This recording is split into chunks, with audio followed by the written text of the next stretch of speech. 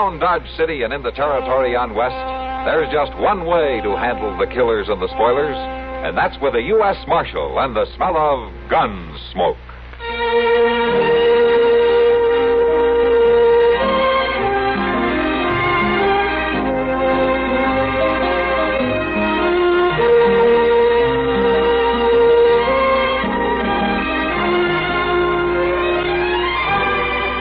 Gunsmoke, starring William Conrad.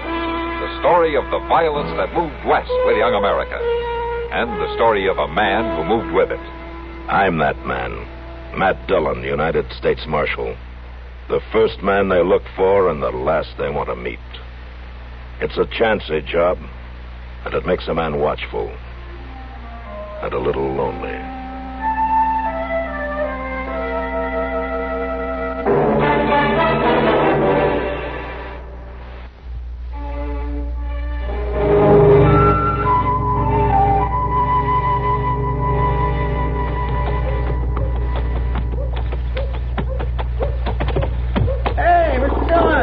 Hello, Chester. Well, how are things up at Salina, Mr. Dillon? Real peaceful. Town constable's all they need. I'm not going to recommend the government spend any money up there. Tell me about Dodge, Chester. Anything been happening here this past week? Nothing much. One fella kindly got killed last night, but outside of that, it's been dull as winter. Oh, who got killed? Oh, I don't know, some wandering cowboy. Who killed him? A man called Pate, they tell me. It was self-defense, Mr. Dillon, pure and simple. Did you see it? Well, no, sir. Well, who did? Well, I believe the only man who seen the whole thing was that gambler, Ben Sissel. Sissel? He's new here the last few days. Been playing cards at the Long Branch. You don't seem to know a whole lot about it, do you, Chester? No, sir, I don't. But I was just starting to find out when I seen you riding up the street. Uh-huh. Where were you last night, Chester? I wouldn't be no gentleman to tell, Mr. Dillon. All right, I hope you had a good time. Oh, yes, sir, I had a fine time. Yeah. Just fine. All right, you can put my horse up if you want. I'm going to go over to the Long Branch. Yes, sir, I'll come along when I'm through. I'll wait for you there.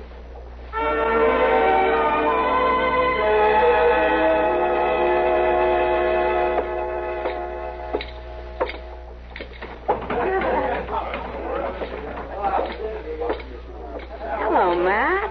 When'd you get back? I just rode in, Kitty. Well, sit down. Thank you. How was the trip? Yeah, pretty good. Tell me something, Kitty. Were you here all last night? Oh, you're thinking of the killing we had. Yeah, I was here. Well, did you see it? Most of it. I was standing there at the bar, and Pate and Ben Sissel and the cowboy were at a table in the back. Chester heard that it was self-defense. Oh, a cowboy drew first, Matt, but I don't know that you'd call it self-defense. Oh, why not? He wasn't after Pate. He was after Ben Sissel. What? Yeah, he wasn't even looking at Pate, Matt. He was looking at Sissel. Even so, when he started to draw, it was Pate who killed him. Pate calls that self-defense. Well, he claims he thought the cowboy was drawn on him. Besides, he said the cowboy knew Sissel wasn't even armed. Wasn't he? He never is. I see. Tell me, Kitty, is this Pate always around when Ben Sissel's dealing? He sure is, Matt. Always. And he's pretty handy with a gun, is he? Too handy for an ordinary man, Matt. Yeah, I thought so. Ben Sissel's another crooked gambler using a hired gunman to protect him when he's caught. I don't know how you can prove it. Where would I find Ben Sissel now, Kitty, you know? Yeah, standing at the bar over there in a long black coat. Oh? Oh, good. I'll see you later. Sure.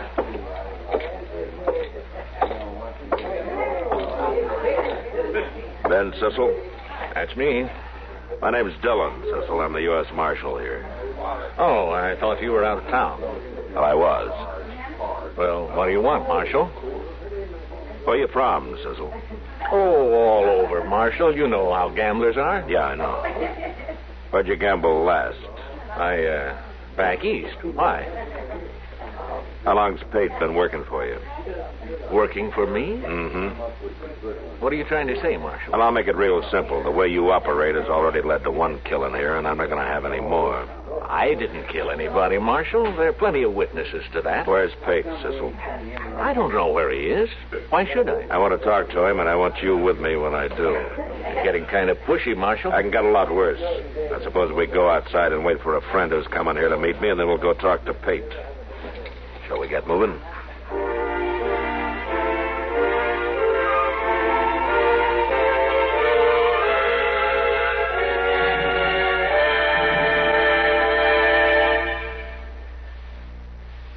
Today ends the country's 100th anniversary observance of National Boys Club Week. This great organization, dedicated to juvenile decency, looks back on a century of progress in building the nation's youth into better citizens, in replacing hopelessness with guidance and accomplishment wherever boys' clubs serve. But looking ahead is more important to today's youth and tomorrow's. New boys' clubs must be built to serve whole new areas of the country. As former President Hoover, chairman of the Boys Clubs of America for 25 years, has said, the boys' clubs are the greatest cure for delinquency in our country today. 575 individual clubs serve over 600,000 youths in 383 communities. These groups work actively to promote religion in the home, brotherhood throughout the community, community beautification, and many more valuable programs. A word of gratitude now from the CBS Radio Network and all its affiliated stations to the Boys Clubs of America, entering their second century of service to youth.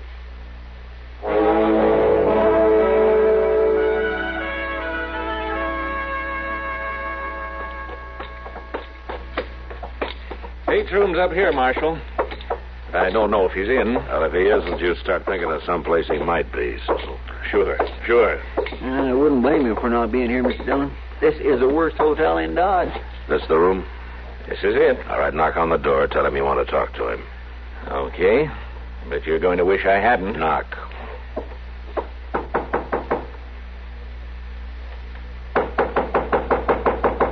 Who's that? It's Ben Sissel. Hello, Sissel. Who's these two? This is Marshal Dillon, Pate. Marshal Dillon. What's he doing here? We'll come inside and tell you, Pate. Now, wait a minute, Marshal. Get out of the door. Now, you look, Marshal.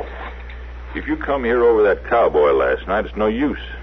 Everybody saw it, knows I killed him in self-defense. Of course he did. There's plenty of witnesses to that. You're smart, Sissel, but you're a coward. That's why you need a hired gun to help you when you're caught dealing crooked. You'd better watch what you're saying. Why? Well, I don't carry a gun, Marshal, but Pate does. And he happens to be a good friend of mine. Sure, but right now Pate's gun belt is hanging on that chair over there. You see it? You blasted fool, Pate. Shut up. Now, Marshal, I ain't afraid of you, but you're armed and I'm not. Chester. Yes, sir. Go get his gun belt. Yes, sir. That's pretty brave of you, Marshal, arresting an unarmed man. I'm not arresting you, Pate. I wish I could. And what are you doing? Chester, unbuckle that belt and hand it to him. Here you are. All right, put it on, Pate. Put it on? That's right. Okay.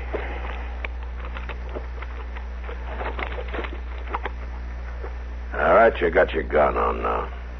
Yeah. Get out of Dodge. What? I said get out of Dodge right now. I ain't done nothing, Marshal. I got no quarrel with you. What kind of gunman are you, Pate? You afraid of him? The kind of gunman that can be hired isn't the kind that's going to take any real chances, Sissel. I said I got no quarrel with you. I don't like this. You let me out of here. Out of Dodge, Pate. Yeah, sure. It's no good town anyway. The door's open. The Marshal's right, Sissel. This job don't pay enough.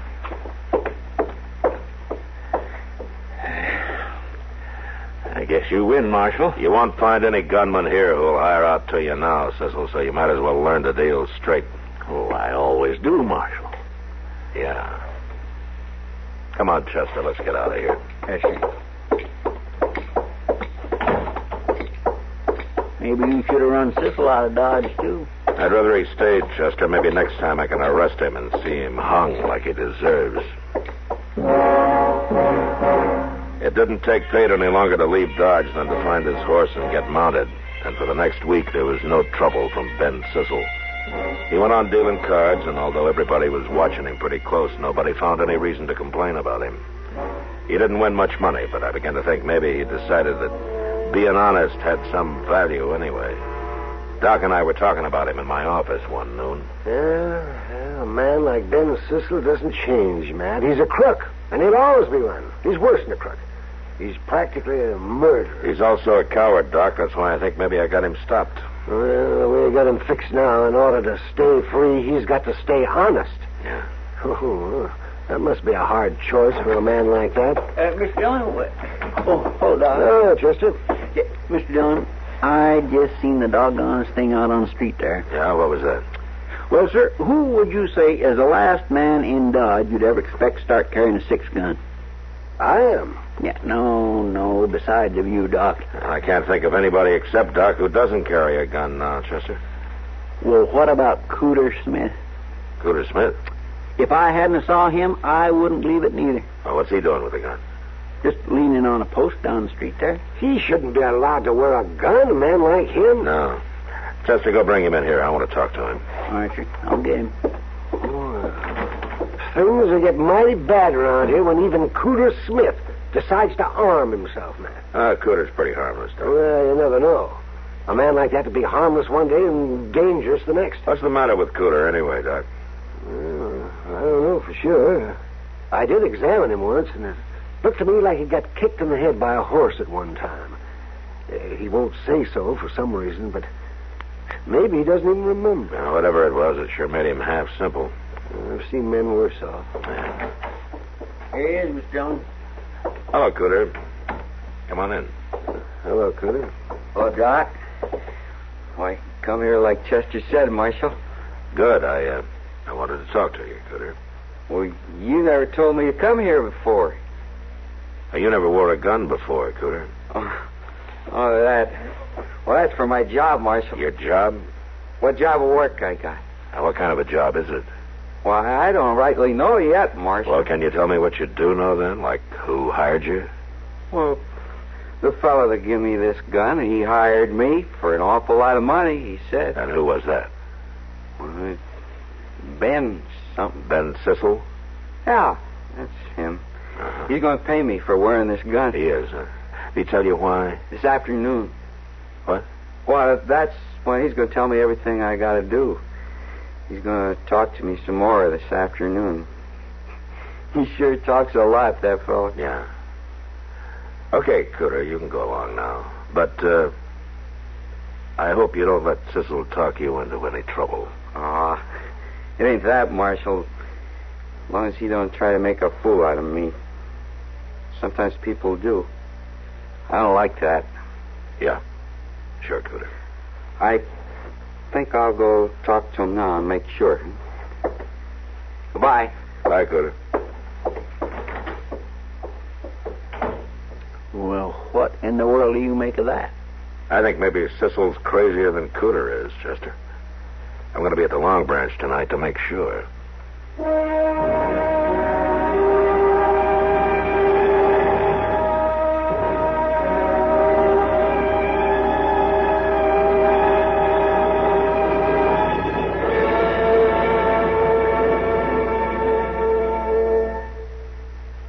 When humorist Sam Levinson switched careers, the teaching profession lost one of its most amusing schoolmasters to show business. Tomorrow and all next week, Smilin' Sam serves as guest host of the CBS Radio Network's Arthur Godfrey Time, a duty he's been known to carry off in high style before. He'll be introducing you to some fine guest entertainers, too. Be listening for Sam and his friends tomorrow and throughout the week on Arthur Godfrey Time. Just as every weekday, tomorrow the CBS Radio Network will shuttle from shore to shore to bring you top stars of the broadcast entertainment world. Beginning in New York with Arthur Godfrey Time, the network then takes you to Hollywood for Art Linkletter's House Party. Then back to Manhattan for the Gary Moore Radio Show. Again, a return trip to the coast for the Bing Crosby-Rosemary Clooney Show. There are stops in between, of course, for CBS News from everywhere. Be listening for them all tomorrow and each Monday through Friday, right where you've got your dial set now, at the Star's address.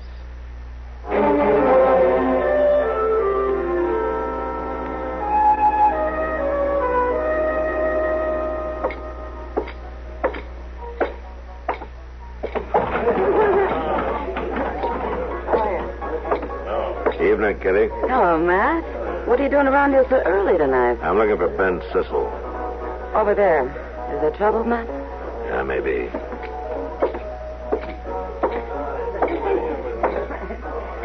Hello, Marshal. Sissel?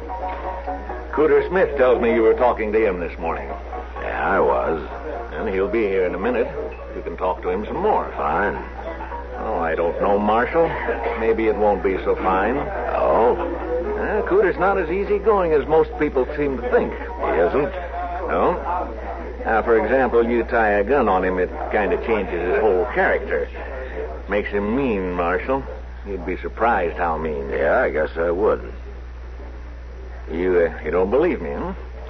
I'll show you. Cooter? Hey, Cooter!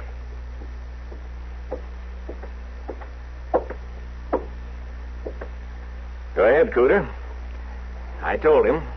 Go ahead now. Marshal, Yeah, Cooter. I'm going to draw on you, Marshal. I'm going to shoot you. What? I'm going to kill you. Now, look, Cooter, you know better than that. Is this what you've been putting into his head, Sissel? Don't you look at him, Marshal. You look at me. Don't you look at him. You just look at me. Oh, so that's it, huh? Okay, Cooter. Go ahead. Draw. Well, I am. I'm going to. You look out, Marshal. I sure am. No, you're not, Cooter. You haven't got a chance. Now, what's this? Now, Cooter, there you see. You're too slow. I got my gun out, and you haven't even touched yours. No. I haven't touched mine. Your gun's pointing at me. Ben? He's not going to help you, Cooter. Oh, yes, he is. He is, too. It's him that's going to shoot you. It's him. You think so? Ben, he's going to kill me. Ben, you got to shoot him. I can't stand that. I can't. You poor devil. Well, Sissel, you ought to be real proud. I didn't do nothing, Marshal. I wasn't going to shoot you. I don't even carry a gun, you know that. Yeah, sure, but Cooter didn't know it. You told him to make me start for my gun, and then you'd shoot me from the side where I couldn't see you. You told him he'd be safe. Oh, that ain't so, Marshal. But what you planned was to make me kill him. It wouldn't look so good for me to kill a man like Cooter, would it? Nobody would stand for that. They'd laugh me right out of town. That's what you were figuring on, wasn't it? I had nothing to do with it, Marshal. I wasn't figuring on nothing. You're not as smart as I thought you were. When you're leaving town, Sissel, I'm going to give you 1 hour. And I hope you take longer. For what you made me do to Cooter is going to be a real pleasure to drag you out of town.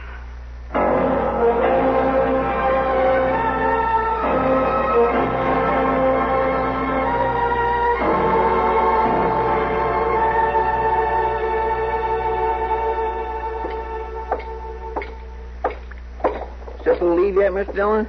He's still saddling up in the stable over there, Chester. I'm going to give him about 1 more minute. What did Doc say about Cooter? Oh, Cooter's fine. Doc gave him some powders and stuff. He's real calm now. Where is he? I don't know. He left Doc's quite a little bit ago. You explained to him what Sissel was trying to do, huh? Oh, yes, sir. I made it real plain like you told me. And you think he understands now? He understands everything, Mr. Dillon.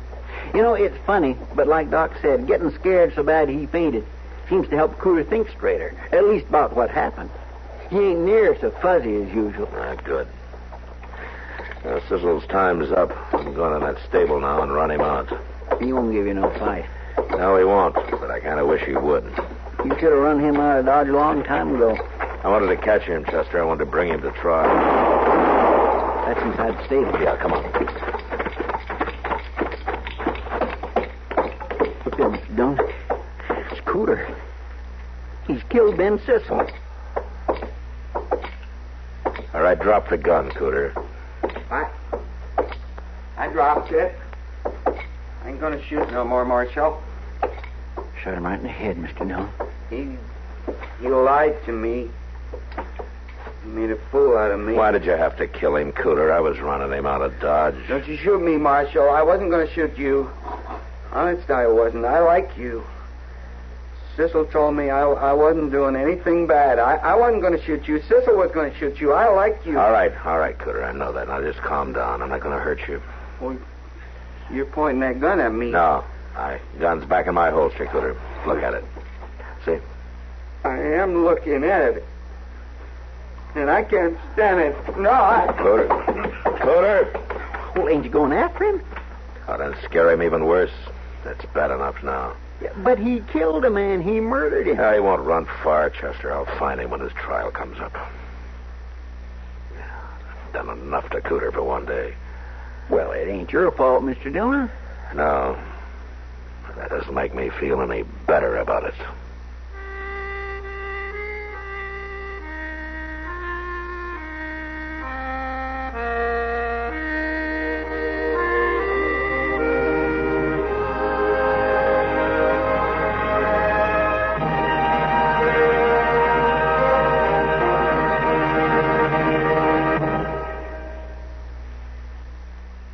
Personal message about cancer is Arthur Godfrey. Thank you. Cancer is a subject I know something about, but for the grace of the good Lord and some wonderful, courageous doctors, I'm here to talk to you about it right now. I want to do everything I can to help save other people. Let me pass on to you the best advice the American Cancer Society has to offer, and that is to see your doctor at least once a year for a health checkup. It could mean the difference between cure and tragedy, and we all must do even more than that. We've got to help our scientists conquer this thing. Dig deep, my friend. Remember, this is cancer we're fighting. We've all got to give that much more. Thank you, Arthur Godfrey. Remember, when an American Cancer Society volunteer, your neighbor, calls on you, give generously.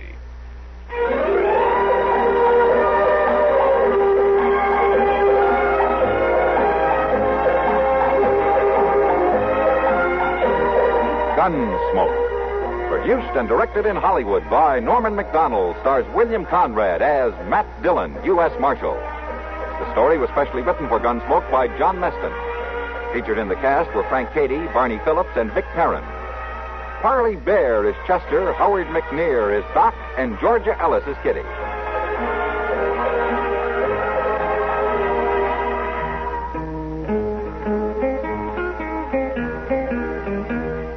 This is George Walsh inviting you to join us again next week when CBS Radio presents another story on Gunsmoke.